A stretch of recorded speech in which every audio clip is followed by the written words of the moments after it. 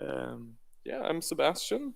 I am from McGill University, and I work on the NeuroBagel project. So the title I put in the little web form was how can we make data more like bagels? So connected to itself, and everybody likes it. And I mean, the main reason I wanted to talk is because I wanted to talk about the project I work on, but the reason I work on the project is, I guess, the real motivation. So NeuroBagel is a project where we try to find a way for sites that have data, but cannot put those data on open platforms like OpenNeuro, because they are in Europe and they have local legal constraints on sharing of human data. I mean, we're at the Human Brain Conference, so that applies often. Or there are other reasons where the data are essentially clinical data and really need to go to data access committees. So how can we, working in this field, work together on those data sets? What can we tell those sites, those hospitals often, how they can participate in the kinds of open science principles that we are talking about if their data aren't open? So what NeuroBagel tries to do, in a way, is work on this from a technical side and say, okay, we will try to provide you tools to describe your data in a harmonized way, and make those tools very easy for the people who know the data, so the clinicians and the researchers. But I think and then provide ways of searching across them in a federated way, and making sure that the access is secure to the search. But I think in a bigger sense, what we're really doing is just building tools in order to help along a kind of social conceptual change about how research is done, because the need to move data into centrally managed locations brings actually a lot of problems, not just on the data governance side. There is a problem of data lock-in often in these platforms. There's a centralization of expertise. There's a bottleneck of processing. And there's also a kind of, I don't know if this was something that was said in this room today, but there's also a kind of sense of data being kind of a stale thing that you put somewhere. Yeah, you said it, right? Like we store it and then it just stays there, right? And I think what is definitely not unique to our community is that we really build on each other's data in a similar way that we build on each other's research reports, but we don't give the data the same value, and we don't really have the same own incentives around other people being able to reuse our data. So if I publish a paper, I'm going to watch that little citation counter tick up, right? But if I work for 3 years with hundreds of thousands of dollars in research funding on a data set, and I've written my reports, I don't really care so much about what happens to it. And so the final part of why we do this, and why ultimately I think the tech is incidental to what we're trying to do, is that I think seeing data as a research artifact that is maybe your most valuable contribution, that is your interest to keep alive and maintain actively, because it's essentially the way you find collaborations, the way that you find recognition, the way you find visibility.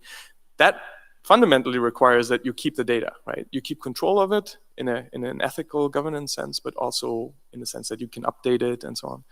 And so that's the other reason why I think finding ways of making data work in a decentralized way is actually very useful to the productivity of science, not just making sure that we don't do bad things with data entrusted to us by the participants. So yeah, that's where the bagel comes in. So NeuroBagel is what I was talking about, and thanks for the time.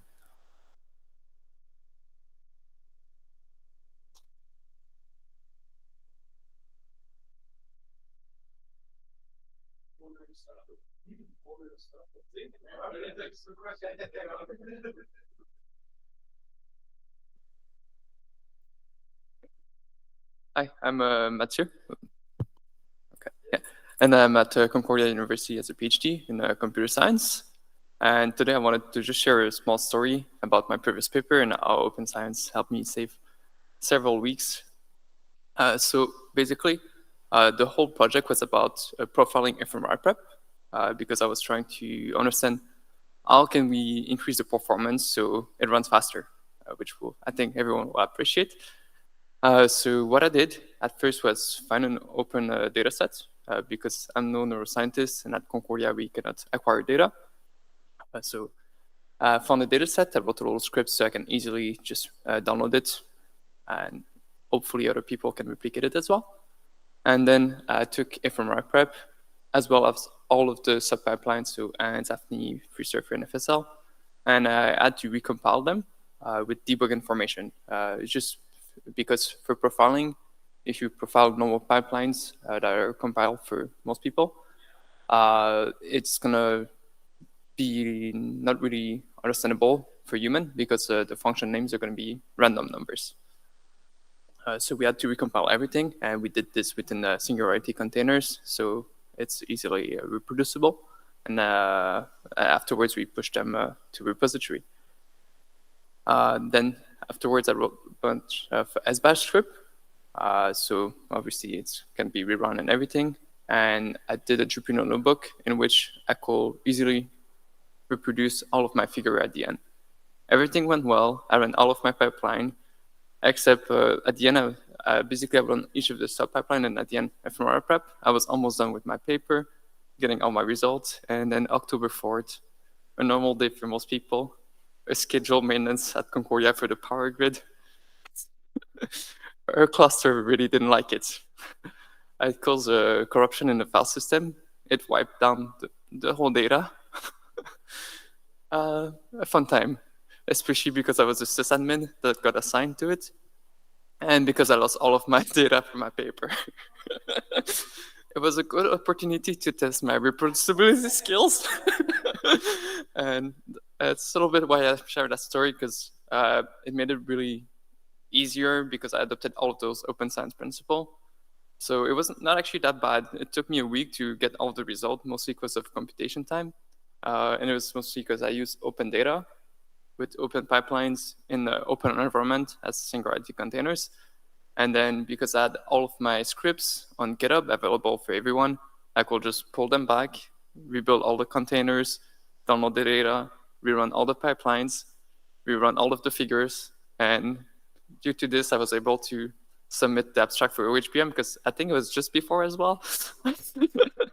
So thanks to Open Science, I was able to attend this conference. So yeah, I just wanted to share this small story and how Open Science is also so great for other people to reproduce your research, but it can also save you from some disaster. So yeah, thank you.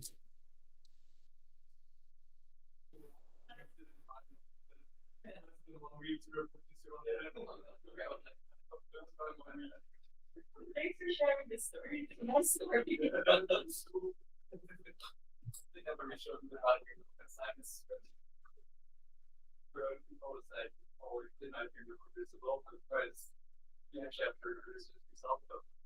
That is great that you, like, during your process with all your scripts, it is me being maybe like a lesson of the science with my friends on how it's ever in the, when I finish the project. Not necessarily when I do it,